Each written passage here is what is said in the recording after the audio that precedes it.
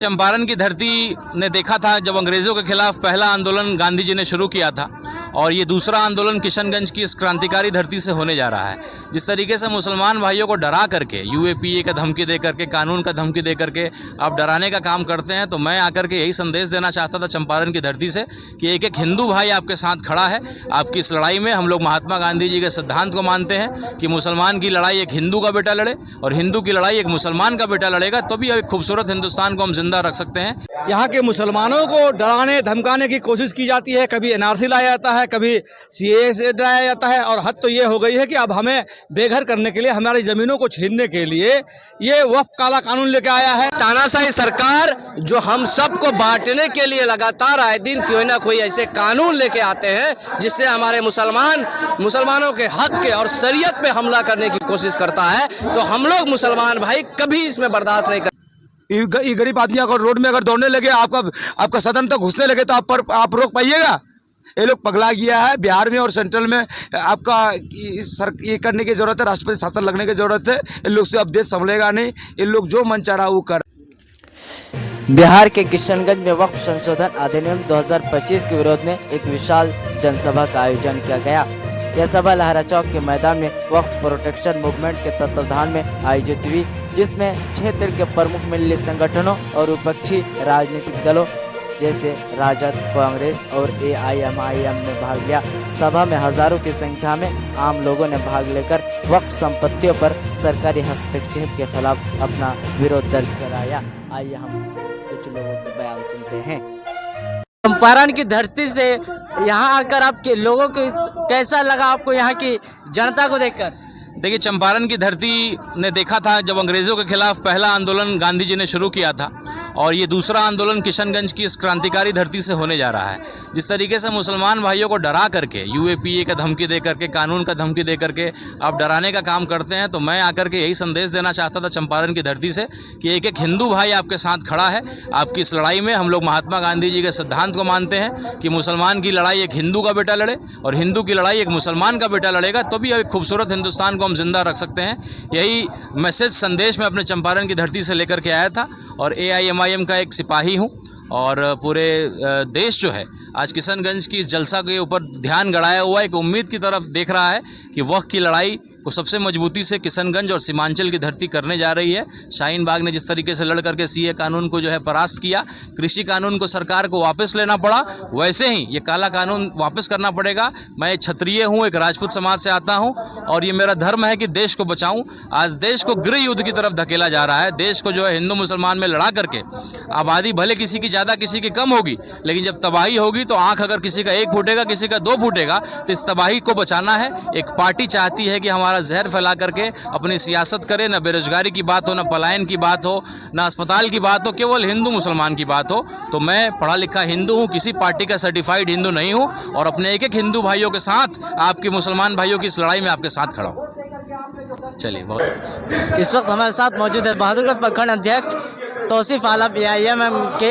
हम उनसे जानने की कोशिश करेंगे आज यहाँ पर जो मौजूद है, यहाँ पर क्यों लोग मौजूद हैं। सबसे पहले मैं यही सवाल है कि वक्फ संशोधन कानून से अल्पसंख्यकों के उसको क्या प्रभावित पड़ेगा? देखिए, हमारे बाप दादाओं ने, हमारे पूर्वजों ने अल्लाह के नाम पर सवाब के नीयत से अपनी ज़मीनों को, अपनी प्रॉपर्टी को वक्फ किया गया, ताकि उससे जो आमदनी हो गरीब मुसलमानों में वो तकसीम हो और उसका सवाब डायरेक्ट हमको मिलते रहे। लेकिन नरेंद्र मोदी की सरकार जब से हुकूमत में आई है, तब से लेके अब तक किसी विशेष समुदाय को खुश करने के लिए यहाँ के मुसलमानों को डराने धमकाने की कोशिश की जाती है। कभी एनआरसी लाया जाता है, कभी सीएए से डराया जाता है, और हद तो ये हो गई है कि अब हमें बेघर करने के लिए, हमारी ज़मीनों को छीनने के लिए ये वक्फ काला कानून लेके आया है, जो हिंदुस्तान के मुसलमान किसी कीमत पर इसको बर्दाश्त नहीं करेंगे, क्योंकि अब ये एक कानून बन चुका है। लेकिन मैं आपके चैनल के माध्यम से कह देता हूँ कि कोई भी कानून अगर बनता है तो वो देश हित के लिए हो। अगर देश के विरुद्ध जाके होगा, समुदाय के विरुद्ध जाके होगा, शरीयत के विरुद्ध होगा, तो वो कोई भी कानून को मान्य नहीं किया जाएगा। जिस तरह से किसान आंदोलन हुआ, किसानों के खिलाफ में जो बिल लाया गया, किसानों ने अपनी शहादत दी, किसानों ने धरना प्रदर्शन किया, किसानों ने जब दिल्ली के अंदर ट्रैक्टर लेके कूच किया तो नरेंद्र मोदी की हुकूमत को, अमित शाह को पीछे हटना पड़ा और उस कानून को वापस लेना पड़ा।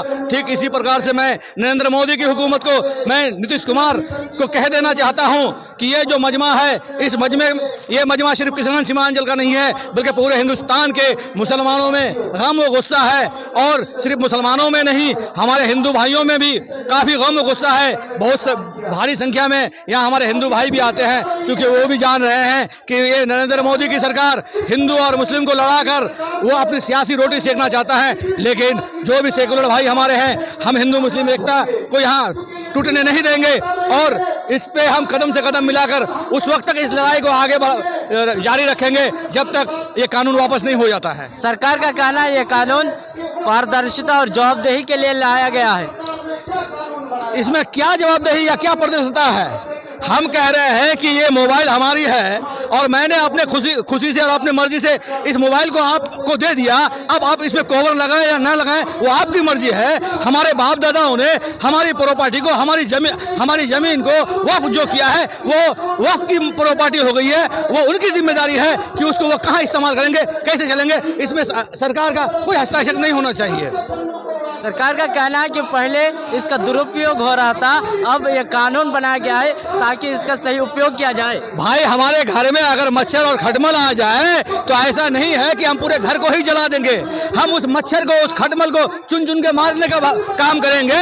ठीक है कि हमारे जो जिम्मेदार हैं, जिन्होंने जिम्मेदारी ली है वक्फ की संपत्तियों को देख रेख की, अगर उन्होंने कहीं कोई दुरुपयोग किया है, उन्होंने कहीं कोई गलतियाँ की है, उन्होंने कहीं कोई अनदेखी की है तो हमारे घर का मामला है, हम उसको बैठ कर सुलझाएंगे, न कि सरकार के हस्तक्षेप से किसी अंबानी और अदानी जैसे लोगों को बिकने देंगे। लेकिन सरकार ये कह रही है पहले अगर नरेंद्र मोदी इतने ही हितैषी है तो राम मंदिर ट्रस्ट में भी हमें जगह दे, सबरीमाला में भी हमें जगह दे, और भी जो भी हिंदुओं की संस्थानें हैं, क्या उसमें वो दलित को जगह देंगे, क्या वो मुसलमानों को जगह देंगे? अगर वहाँ देते हैं तो फिर यहाँ पे इस तरह की बात करें, वरना ऐसी अनगढ़ बात करना वो बंद करें।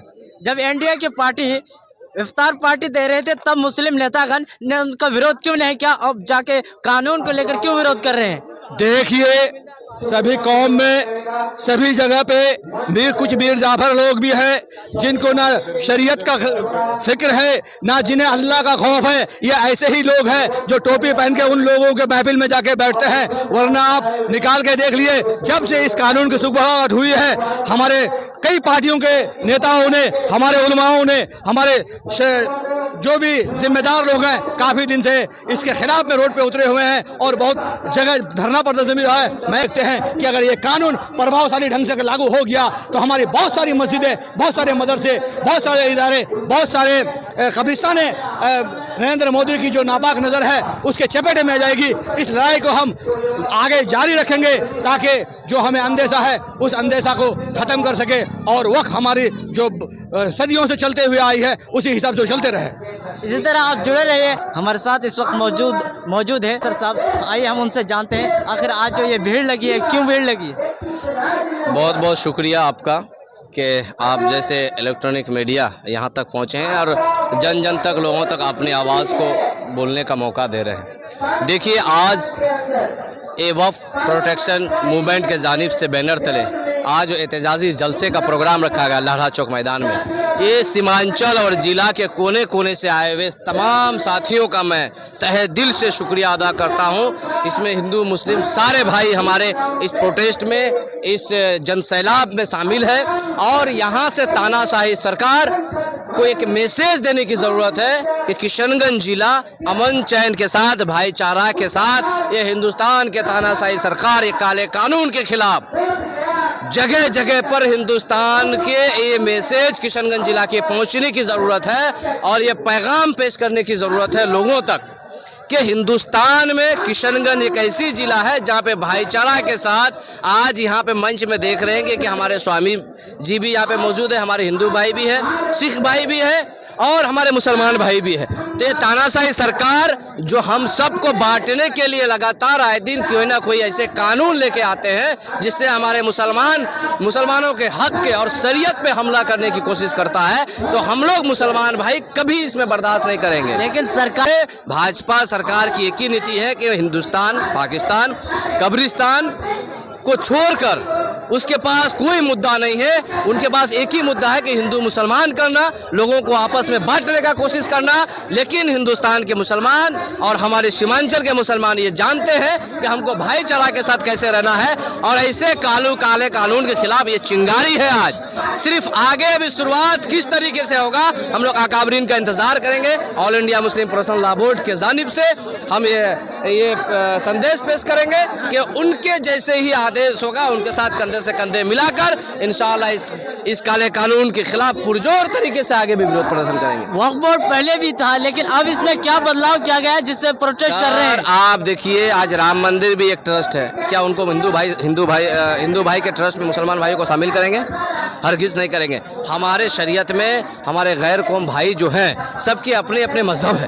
तो हम जो सदियों से, जो हुज़ूर सल्लल्लाहु अलैहि वसल्लम के टाइम से वफ़ के जायदाद, वफ़ की ज़मीन अल्लाह के नाम पे किए गए हैं, लोगों की ज़मीनों पे हक आप गैर कौम की आप हिस्सेदारी क्यों देंगे भाई? ये नामुमकिन है, ये बर्दाश्त हरगिज़ नहीं होगा। और ऐसे कानून को वापस करना पड़ेगा सरकार को। जिस तरीके से किसान भाई ने हज़ारों की संख्या में अपने शहादत दी है, शहादत देकर किसान कानून को वापस किए हैं, उसी तरीके से मुसलमान भाइयों को और हम सब को मिलकर अगर अपनी शहादत देनी पड़ी तो देने के लिए हम लोग तैयार हैं। लेकिन ऐसे काले कानून को वापस करना पड़ेगा सरकार को। हमारे साथ इस वक्त जिला परिषद नासिक नादिर मौजूद है। आइए हम उनसे जानते हैं आज का सभा कहाँ तक सफल हुआ। सर, आज का जो सभा था वो कहाँ तक कामयाब रहा? देखिए, हमारे जो गार्जियन लोग हैं उनकी अध्यक्षता में आज ये पहली मीटिंग हुई पूरे किसान के जनताओं के साथ, और सभी का शुक्रिया अदा करते हैं। इसके बाद आगे का जो रणनीति होगा, गांधी मैदान भरने का काम हो या दिल्ली का काम हो या किशनगंज ऐसा जगह है जहां से आपका 7 स्टेट ब्लॉक हो सकता है। किसान बादोगन रोड को अगर जाम कर दिया जाए, दोनों नेशनल हाईवे बंद होगा। अगर माननीय प्रधानमंत्री जी, आप अगर सोचते हैं कि हम बाबा हैं तो सब अपने अपने जगह में बाबा है। आप अगर हमेशा लाशें खाए हैं तो हम चोरी करके नहीं आए हैं। एक बात हमेशा याद रखिए, आपका अफगानिस्तान में अमेरिकन गवर्नमेंट वहाँ पे राज कर रही थी। कितने % अफगानी थे, सबको भगाया खरीद के। और अब क्या अफगानिस्तान के राष्ट्रपति के भवन के अंदर वहाँ का लोकल आदमी घुस के चाय पीने का काम किए? ये दिन ना है कि दलित और मादलित, पिछड़ा, अत्यंत पिछड़ा और गरीब, आपका you don't know what is the meaning of common man. ये गरीब आदमी अगर रोड में अगर दौड़ने लगे, आपका सदन तक घुसने लगे तो आप रोक पाइएगा? ये लोग पगला गया है। बिहार में और सेंट्रल में आपका ये करने की ज़रूरत है, राष्ट्रपति शासन लगने की ज़रूरत है। इन लोग से अब देश संभलेगा नहीं। इन लोग जो मन चाह वो कर रहा है ताकि पब्लिक सरकार झुकेगी, एकदम झुकेगी, एकदम झुकेगी। सरकार जानती है कि 1965 में का जो कि मुसलमानों का और दलितों का क्या रोल रहा, 1971 में मुसलमान और दलित और पिछड़ों का क्या रोल रहा दंगा में, जो जब बांग्लादेश और क्या इंडिया की बंटवारा हो रही थी। सर एकदम आएगा, लाइन में आएगा। किशनगंज हमारा ये ऐसा एरिया है, अगर हम लोग रोड में आ गए 7 स्टेट ब्लॉक हो जाएगा। कितने % को गोली मारिएगा? नासिक का तो 100 है, इसको फांसी दे। हमको फांसी दे, वर्ल्ड देखेगा ना भाई। नामे ना चाहिए। मोदी जी आप नाम के लिए करें तो हम कौन चीज़ के लिए, पैसा के लिए कर रहे हैं क्या? नामे के लिए ना करना है। उठाइए हमको, गोली मारिए, फांसी दीजिए। कितने को मारिएगा? सर, अगला रणनीतिकरण क्या होगा? हमारे गार्जियन लोग का जो आदेश होगा उस हिसाब से हम लोग काम करेंगे।